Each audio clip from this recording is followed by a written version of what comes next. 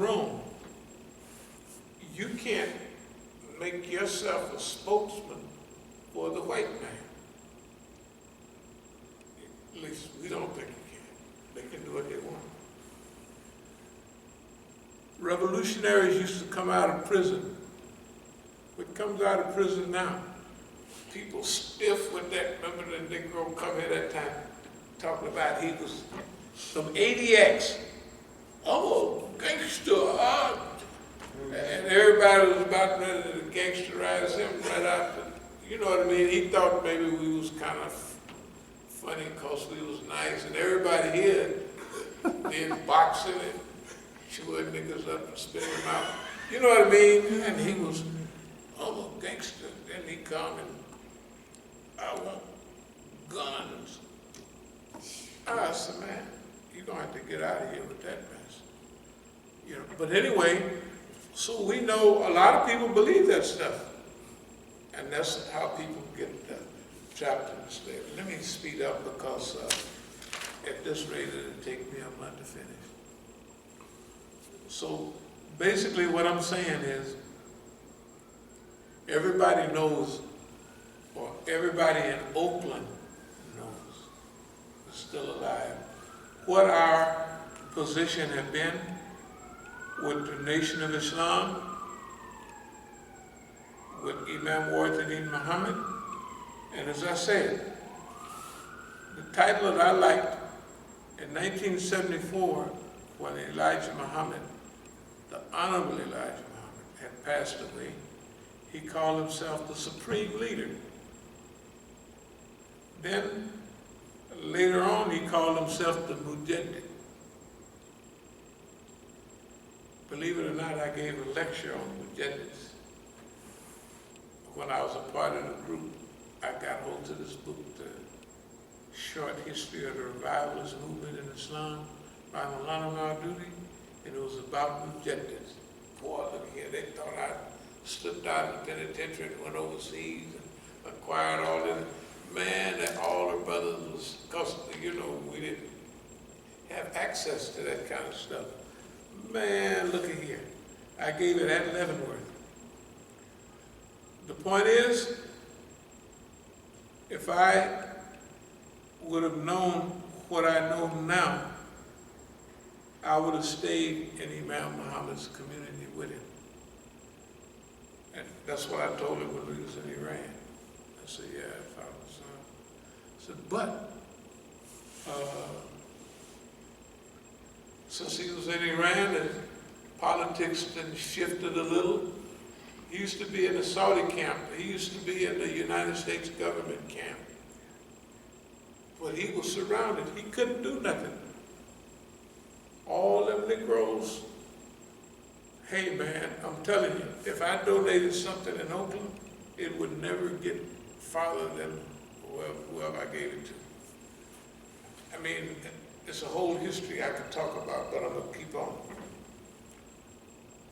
That lecture that Imam Muhammad gave in Philadelphia in 1976 was what it helped set our Remake the World.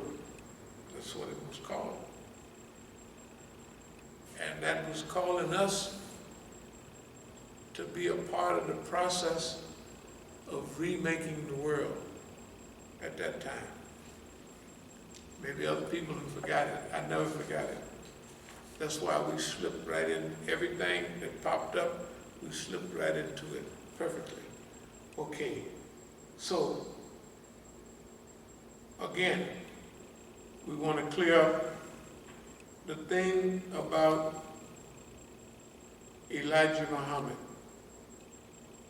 We will refer to him as going forward as the Honorable Elijah Muhammad.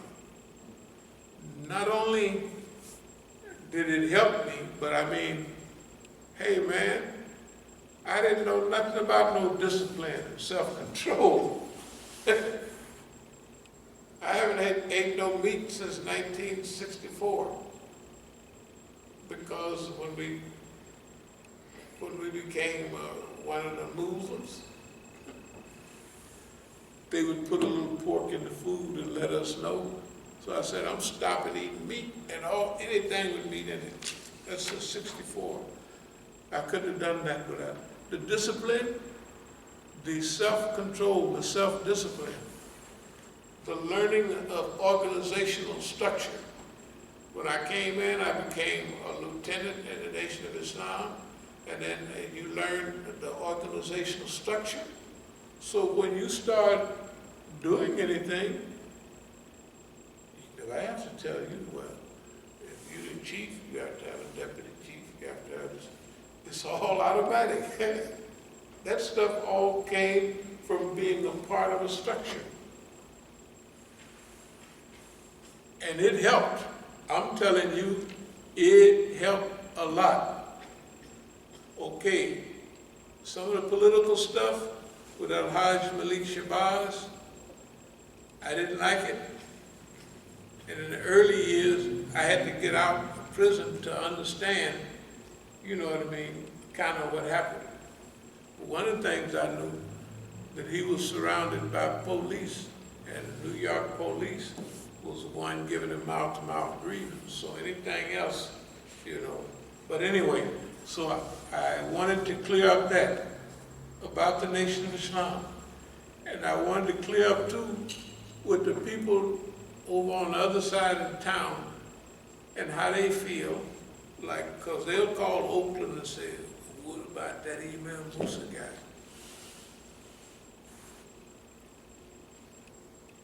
If they call the person that in Oakland is supposed to, you know, whatever they do, they might be calling the person that stole all their money out of the thing. You know, they may be calling the same person. You can see their names on those old lists, the Kentikov list. You look at that and see if there's somebody from Oakland, right? Let's look at that and see. Imam Oogly Boogly. Right, Imam Oogly Boogly is the one that had his hands on stuff, and all of a sudden he got a big house up there in the hills, not far from mine, the old house, and all of that stuff. Anything we did, it was because of ethics. And that's the thing that have saved us as a community. Ethics.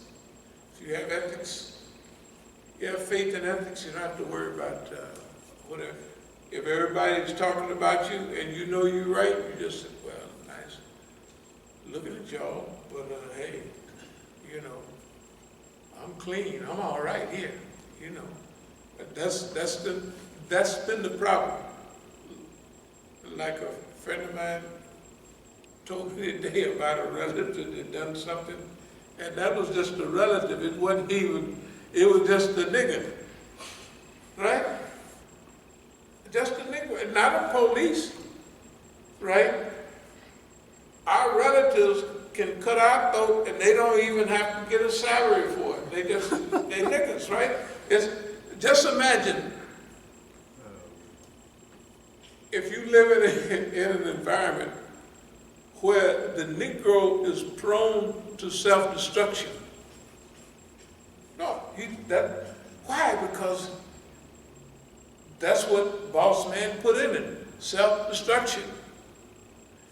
And if the boss man know what he got in it too. That's why he can have East Coast rappers and West Coast rappers. They making too much money, get them niggas to fight each other. And during Prohibition, when they had alcohol, the first big money in America was two things. It was prostitution and gambling. Then when they had Prohibition, Al Capone made $720,000 a week in Chicago. That's mind-blowing money, right? Now, look at us, the Negro. Remember, if you want to know why I have so much trouble, do you remember I always told you that when I was in Colombia, I wanted to cut off the Colombians down there and we'd take whatever we get from Colombia, and we would handle that part. And they would handle that part down there. We'd handle distribution. But the Negro, one of my friends, I walked with him, talked with him for 30 days, giving him the game. Because I was the guy, I'm the one that had the game at that time. This is what you do, this is what you do. Don't buy no big cars, don't buy, just be under. And these are mistakes I made. You got big cars, big pretty cars, and pretty clothes. Get you a car that run good, and that's all you wanted to do. And it worked good, man. The first 2 or 3 runs with that money, it gets so big, it busts you out. I said, this money, I said, your blood is gonna boil.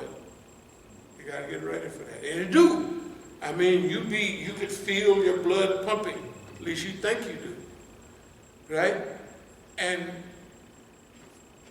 bam, next thing, a Jag, a Jensen, a debt, and go down to the store and buy a 5-carat diamond ring. I mean, and then send me a message, I'm on the big end now. I said, he's not smart. So, you never tell the people this, your connection, they there at the source, that you're on the big end. Because as soon as they cut you off, anyway, you're broke. But all of that happened for a good point. Look, so with Imam Muhammad, and we're clearing the air. If I knew what I knew now,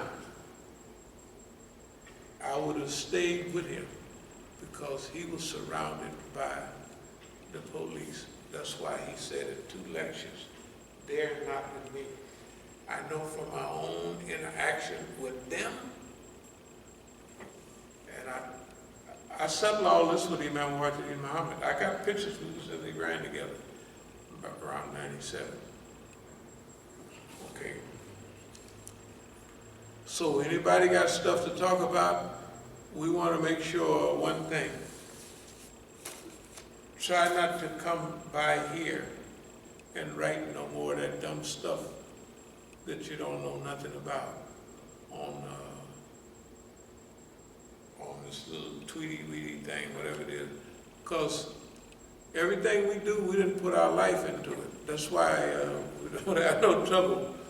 Everything. And you call somebody, you can call the police, they'll tell you, yeah, that nigga there, he's dedicated.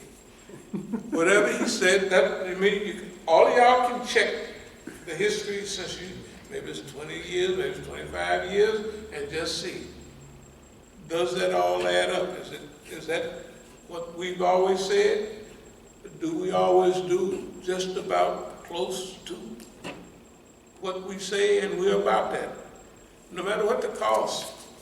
Okay, so let me go on just a little bit here and see where we're going to wind up.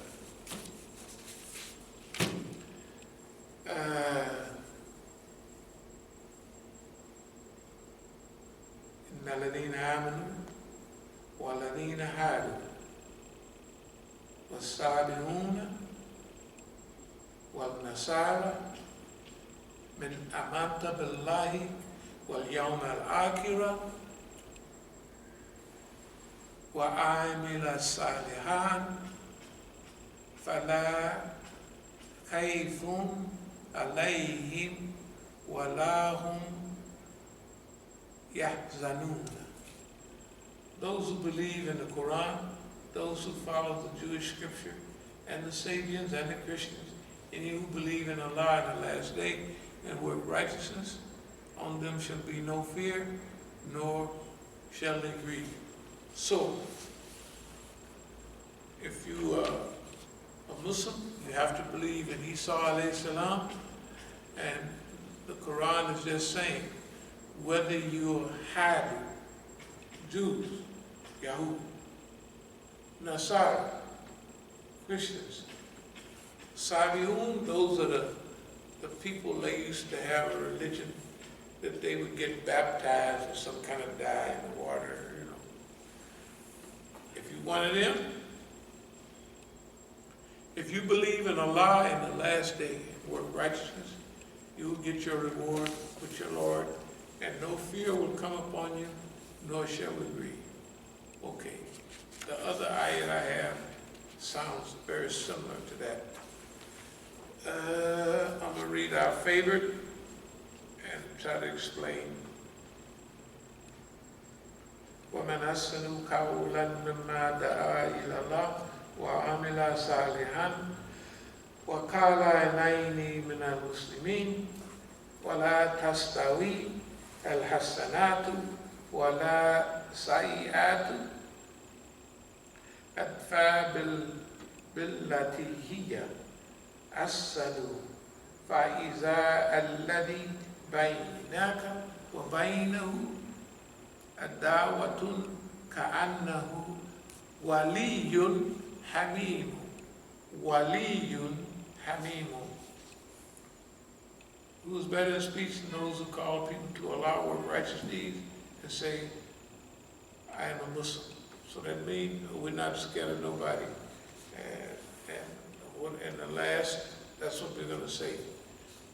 The best thing you can do, call people to Allah, work righteous deeds, and say, I'm a Muslim. Whether Trump like it or his friends, it don't make no difference. Nor can goodness and evil be equal. Repel evil with that which is better. Then will he between whom and thee was hatred become as it were a friend and intimate. The word is wali and hamim. Hamim is warm, like warm water. Wali, we know wali. So it means return, this is big stuff here. This is turn the other cheek on steroids. That's what it is. It says right here, goodness and evil are not equal. Repel evil with that which is better. So somebody, the best thing for you to do, you can turn evil for evil if you want to, that's legal. But returning good for evil is the highest point. Then the people that they become between you and they were enemies may become warm and fuzzy friends. You may become their wali, their wali. The white folks in Virginia and all that, that's up there getting all. The other big white folks are selling and all that Oxycontin and all that stuff. Opioids. Can you imagine?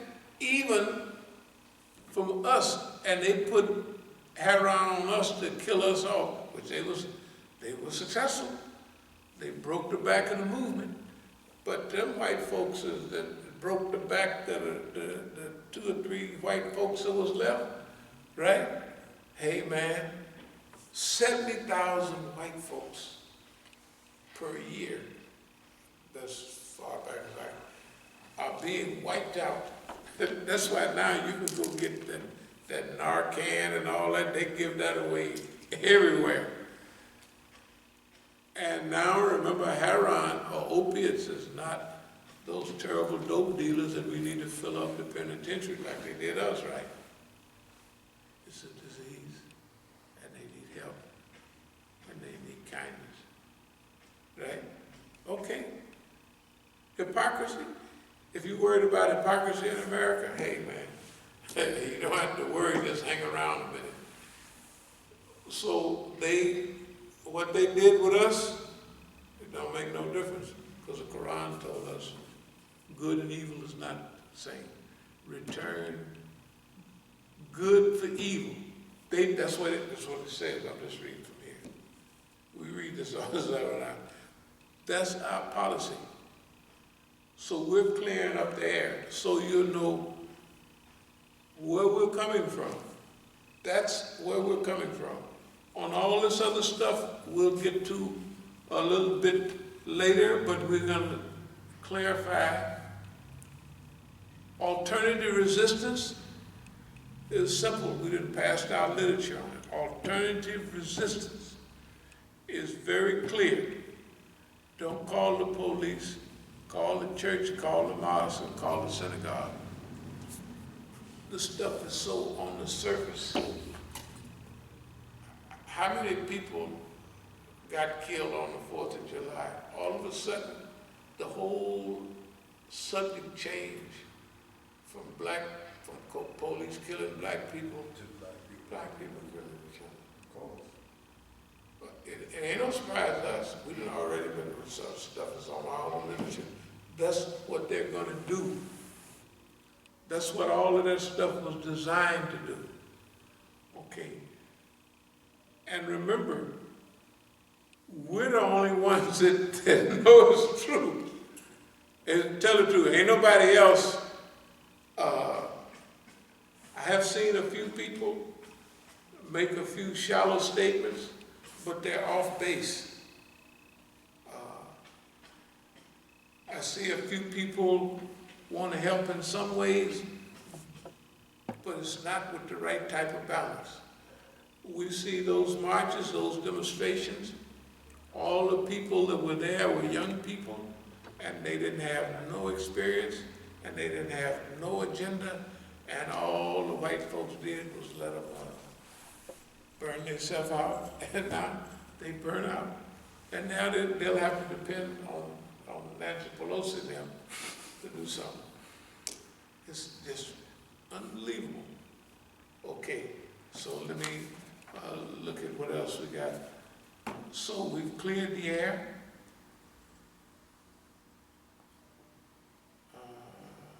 They even have something called activist burnout or activist. Yeah, burnout. Yeah. Well, they have, but see, they ain't had no time to burn. You got burnout like in 5 years or 10 years.